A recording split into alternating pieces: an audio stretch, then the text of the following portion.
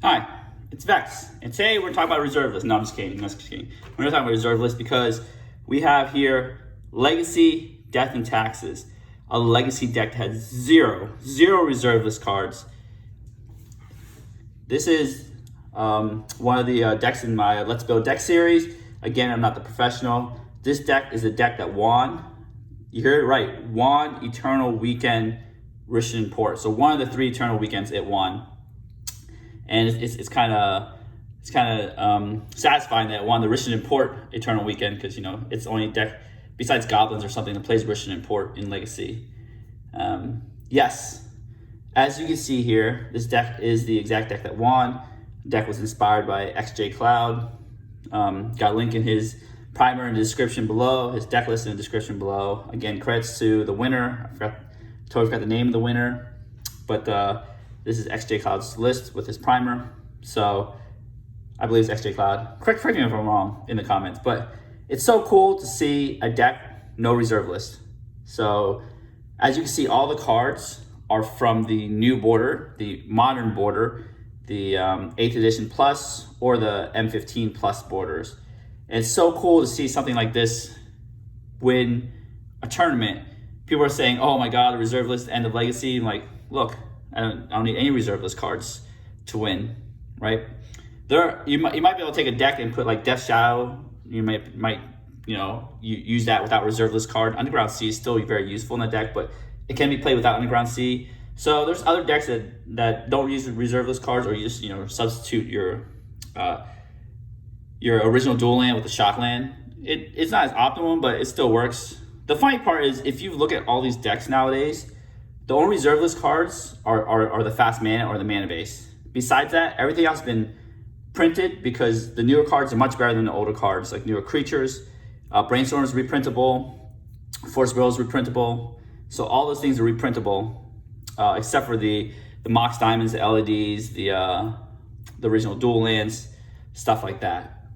That's only part of Legacy that is on the reserve list. So even if you want to get into Legacy and want reserve list cards, you can get the original duels. They're very good in EDH. The Mox Diamonds, LEDs are still good in EDH. LEDs not as good. Mox Diamonds very good in EDH. I think if you look at, I know I'm getting off on a tangent, but if you look at the reserve list, scooch this forward here. Reserve list is mostly problematic for EDH, especially CEDH. I think for Legacy it's less problematic because there's a smaller card pool on the reserve list for Legacy than there is for EDH. So keep that in mind. Anyways, let's go through the deck. This deck it's a mono white deck. I think they've now upgraded the deck to use like Urion, an 80 card blink deck. But this is the deck that won Eternal Weekend, so I just want to talk about this deck here. And the reason this deck was considered dead for the longest time because of Oko and Earl and whatever. The reason it's back to life is this card right here. It came out of Zendikar Rising, Skyclave Apparition. Okay, so this is a very confusing card. 1 white. It does not fly, even though it's a spirit. It has the word sky in it. Does not fly. Just want to give that PSA warning. So if you attack somebody thinking it flies, they can just block with an elk and just kill it. So what it does is when Skyclave Apparition enters the battlefield, exile up to 1 target non-land, non-token permanent. So it can exile an Oko. You don't control with convert mana cost 4 or less. It can exile Jace, the Mind Sculptor. Exile a lot of things. Exile Counterbalance, whatever. What have you, as long as it's a non-land, non-token. So it cannot exile tokens. And then it has the Oblivion Ring type of text. When Skyclave Apparition leaves the battlefield, the exiled card's owner creates an XX blue illusion creature token where X is a converted mana cost of the exiled card. So, the thing is, when you do Skyclave like Apparition, that Oko is gone forever. Like, if you get rid of Skyclave Apparition, it's like better than Oblivion Ring, because Oblivion Ring, you put Oblivion Ring down, you exile the permanent, and if Oblivion Ring leaves, the owner gets a permanent back. Here, the owner gets a token back, right? An XX token back. Illusion. So even if you exile Oko and then they get rid of your Skyclave Apparition, the Oko just turns into 3/3. It gets elked itself, right? It just turns into 3/3. So therefore, problematic permanents are no longer problematic due to this card. This card is amazing. If you make the token and then you can take Flicker Wisp and essentially you can just get rid of the token forever. Stuff like that. So the deck is an Aether Vial deck with Aether Vials here. You just use Aether Vial to, vial in your creatures. It's kind of like, it's death and tax. It's kind of like a grindy deck. It taxes you via Thalia, Guardian of Thrabrand, right here. Attacks your non-creature spells, mainly a creature deck. There are some non-creature spells here in the Aether Vial, but usually you would get Aether Vial out before you get Thalia out. And then these equipment you would get with the Stoneforge Mystic and kind of cheat them out. So you're not really casting spell. Only non-creature spell you cast is really Swords to Plowshares here. So it's all about grinding. You get equipment with your Stoneforge Mystic, right? You get 3 equipment: Batterskull, Skull, Sword of Fire and Ice, Umezawa's Jitte. So these are good in different situations. This gains you life, has a big 4/4. This, pro blue, pro red, can block. It makes your creature anti-Oko. Well, they can Oko the sword itself, but Umezawa's Jitte kills little creatures, so got some good equipment there. You have the Flicker Wisp, to temporarily remove stuff, blink stuff, remove tokens, remove Merit Lage tokens and stuff like that. It also can block a Dreadhorde Arcanist pretty well because it's 3/1, 1/3. It can kill. It trades. Recruit the Guard, get you whatever you need. Right, tutors for creature toughness 2 or less. Get you a Skyclave Apparition because it's 2/2. Flicker Wisp. Essentially anything in the deck that you want. So it's a very good tutor package here. This is very good right here. Spirit of the Labyrinth. I think they increased this number after Eternal Weekend to like 3, maybe even 4. Each player can't draw more than 1 card each turn, so it's really good against the blue decks that are just trying to grind value, draw cards. It shuts down Brainstorm, shuts down Ponder, shuts down the Arcanist, flashing back Brainstorm, Ponder, Sanctum Prelate. This is good against many decks. It's kind of like, what is it called? The Chalice of the Void. On a tutorable creature, because you can get a Recruiter Guard, get Sanctum Prelate. Here, it can shut down Sneaky Show by putting out 3. You can put it on 1, because essentially it says non-creature spells with convert mana costs equal to chosen number can't be cast. So you choose number when it comes into the battlefield. So you have all creature spells. So if you choose 1, the only thing you can't be cast is swords, but you shut down Brainstorm, Ponder, all the other crazy stuff. And a Phyrexian Revoker if you need like Pithing Needle, something on the board already. If Oko's on the board, you don't have Skyclave Apparition, you could name Oko, stuff like that. So it's kind of like very disruptive deck. It's got Mother of Runes to protect your creatures, so it takes like 2 removal spells to kill anything. You probably want to kill the Mother of the Runes first. I have this Japanese one. I open it in Japanese Eternal Masters. I have all the other Eternal Master ones, so I know it's my only non-English one in the deck. But I didn't want to buy an English one because I already have 3 or 4, so it is what it is. And it's only used in this deck. It's not legal in Modern. Anyways, so you have those cards.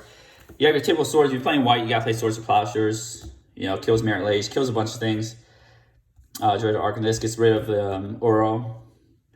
Of course, the best part is, since you're playing mono white, you play 11 planes. Wasteland proof. Your white man is wasteland proof. You are playing 4 wastelands. So I have this cool, I have some different versions here. I have the Eternal Masters. Again, you see all these cards have this new border, like the M15 plus border, which is great. That means most of these cards have M15 plus. This card, this card. Thalia has M15 plus border, which I have here. I only have 2 of the Masters 25 one, 2 of the old ones. See, Spirit of the Labyrinth is I think the only card that does not have the new border, the new M15 plus border. But every other card in the deck has that border. The sideboard does some questionable stuff too. It doesn't have that border. Not questionable stuff, but just stuff that has not been reprinted within the last 5 years. Got Wasteland, Expedition Wastelands. So that looks pretty cool from Adam Paquette. I really like this Wasteland. It looks really nice. Rishon Port used to be super expensive because it was on Marcadian Mass. It's been reprinted in Masters 25. Really cheap. So this deck is really cheap to make. And it's very powerful. Obviously, it's very powerful. The numbers are climbing up and up, and it won the Eternal Weekend. You got Karakas here, Horizon Canopy, more Karakases. So I have all these different versions, Ultimate Masters, the promo one, and Eternal Masters, New Horizon Canopy. So the funny part is you do have Surgical Extraction in your sideboard. Where right here, 1 surgical extraction. And technically, if you want to play extreme optimum, you would do sign clearing, which does white black. So you can cast a surgical extraction, only taking 1 life, but the whoever made it, like actually Cloud War, says, hey, yeah, whatever, screw that. Like Horizon Kami is the way to go. So it's kind of funny. So here's the deck. It's all about grinding and stuff. Let's take a look at the sideboard real quick here. Sideboard, Mindbreak Trap against the Storm deck. The Storm deck hates Mindbreak Trap. Oh, sorry, I keep moving my stuff here. Hates Mindbreak Trap. I move everything down. I think I moved everything up while I was talking. Hates Mindbreak Trap. Good for grinding. Good against the mirror. Good against the mirror. Good against, you know, Sneaky Show, stuff like that. Gets Council's Judgment. I didn't even name the card. Mindbreak Trap. Gideon. Sword of Feast and Famine. Sanctum Prelate, just in case you need another one of those effects. Council's Judgment to get rid of things that you can't get rid of easily. Rest in peace. Those graveyard shenanigan decks, like Hogak, and what's up? Against Hogak too. Against Hogak, who knows? Path to Exile against more creature-heavy decks. Grafdigger's Cage. Deafening Silence. So, against a multitude of decks here. This is against, you know, Reanimator and such. I think this is players can't cast spells from libraries. This is actually a is escape casting? I don't think escape is casting, so it doesn't. But creature cards and graveyards and libraries can't enter the battlefield, so it prevents Oro. But I wouldn't put that against Oro. I put it against like dedicated reanimator strategies, shenanigans. Definitely sounds good against Storm. Okay, so let's just shuffle this deck and do a quick gold fishing because you know that's what we do. We love gold fishing. It's pretty fun. All right, we'll be right back. All right, we are back, so let's do it. This is our turn 1, so let's keep our turn counter right here. In the command zone, where we usually keep our deck text. Well, we don't have really a command zone in Legacy, but let's start. 1, 2, 3, 4, 5, 6, 7. All right, see what we get. Got some lands, more lands, and more lands. Okay, we got 4 lands, Aether Vial, Stoneforge. Not bad, very disruptive hand. Right, you go turn 1 Wasteland, turn 2 Wasteland, you just waste. Let's say we're playing against Rug Delver, right? We're on the play. Man, they see 2 Wastelands. What choice do they have? They have the Wasteland or Wasteland. Because wherever land they're playing, it's getting Wastelanded. So let's say they're playing against Rug Delver, one of the most popular decks out there in Legacy, and we're on the play. So we don't get to draw a card, and like in EDH, we do get to draw a card. First turn play easy is Vial. We don't have to play Horizon Canopy. Because we don't want that to get wastelanded. So technically we want, let's see here. We could play, yeah, we want our wasteland to get wastelanded because that means they're not doing anything. I say Aether Vial, boom, okay. And then they play whatever they're playing because they're gonna get wastelanded because they don't play any basics before we draw. Sorry about that. I was about to draw before Uptick Vial. Skyclave Apparition, this is a sweet card right there. All right, so what we want to do is, we have choices here. Do we want to just wasteland them or play our Stoneforge? I think Stoneforge we could Vial in next turn. Let's say they played a Volcanic since the Tropical is more important to them. We're going to protect this from Wasteland, so we're not playing this one. We're going to play our Wasteland again, right here. And then we're going to Wasteland their land. Actually, we don't want to wait. We don't port. We want them to play a land so they don't think we have another Wasteland, right? Okay, so we got port. We can't even use the activated part port tap target land because we don't have another land. But they have 0 lands. Let them go, right? So now we're taxing them, and then we're gonna kill them to death. Next turn, we're gonna uptick before we draw. Now we can put in Thalia at the end of their turn. Bam, another Wasteland. Oh God, they're never gonna play this game ever. Right, we put this Wasteland, they're like, oh my God. And you know what? Bam, Wasteland is second land. Now they're scrambling to find a third land. They only play 6 real lands next to 4 Wastelands. We got 2 of them. We can get rid of another one, and then we can port the 4th one. So they're never gonna do everything again. So they say go, end of their turn. Violent Stoneforge Mystic. Essentially what we're gonna do is, hopefully it survives, because they don't have any lands to kill it with. They can't bolt it. They can't force a will it because this is a Vial. So what we're gonna do is get our Batter Skull and just start. Do we get our Batter Skull or do we get our sword? Let's get our Batter Skull. That's the quickest one. And they just, the only thing they can do is Oko or Batter Skull, but they're never getting to 3 land actually ever cast Oko. That's the cool part about this deck is you tap their lands, you wasteland their lands, you disrupt them. You play Thalia, make Oko cost 4. They're just never gonna play that Oko, and if they do, you have Skyclave Apparition to take care of Oko. So that's the cool part here. So you just like, so I got Batter Skull in my hand, and then I have a 3-drop and 3-drop here.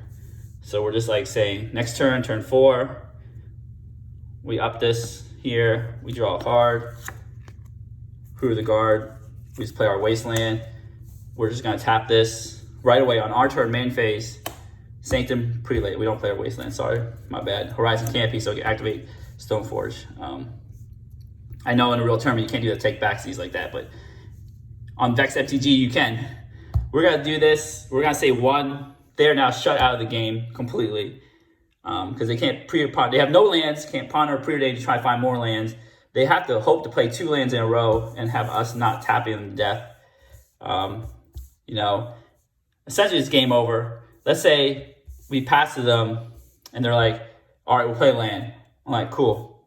I'll just pay a life, Vala in this Batter Skull, put a little Germ token. I'll not Vala in, Stoneforge in a Batter Skull. Put a little Germ token there. Next turn, they play their land. They can't play a 1-drop because I got Saint to Prelay on 1. And it's only non-creature spells. So I'm not going to increase Vial because 3 is the max. Boom. Dahlia. I'll play my Wasteland. I mean, I can do whatever I want to them at this point. Skyclave Apparition, whatever they play. I get Thalia, so they can never play a spell. Can't play a 1-drop. And then if they ever play Oko, it's going to cost 4. They'll never get to it. So, see, this is how the deck disrupts. Again, if I didn't have my Saint Prelate and I didn't have all my Wastelands, like Skyclave Apparition, their Dreader Arcanist, I can't do I do the Termagoyf, but not the Hooting Mandrills and stuff. So this is how the deck basically works. This deck's pretty cool. So what do you guys think? Is Legacy really dead? It seems like the Eternal Weekend, the last Eternal Weekend maxed out at what, 600 some players. There's a deck, no reserve list cards, that has won Eternal Weekend, is climbing in ranks because of this wonderful card that's got printed. So Legacy is, to me, is not dead. What do you guys think? Leave your answers in the comments below. Talk to me about Legacy. Do you guys like Legacy, or is it just the reserve list too expensive for you, or it's just you can't play in paper because, you know, the pandemic? A lot of Legacy terms actually allow you to play proxies, which is great. So you don't actually need the reserve list cards. I've actually seen people proxy non-reserve list cards and have all the reserve list cards. It's kind of funny. Anyways, if you enjoyed the video, thumbs up. If you want me to build new decks, tell me which deck you want to build in the comments below. If you want to smash the subscribe button, support my channel, that'd be great. I also have a TCG affiliate link. If you want to click on that below, help support my channel. It doesn't cost you nothing extra. If you also want to be a crazy supporter and support my channel in different ways, like Patreon, I have that. Again, no obligation. Any support from you is I'm very thankful for. I think this channel is growing, you know, pretty well, so I'm very happy to be able to do different things. I know the EDH content gets the most views and stuff, but I enjoy doing, you know, deck techs from other constructed formats like Legacy. I've only done Legacy right now, but eventually I'll go to Modern and Pioneer. I've done Pioneer Lotus Breach too. We'll see. Anyways, I'm done rambling on, and as always, have a wonderful day.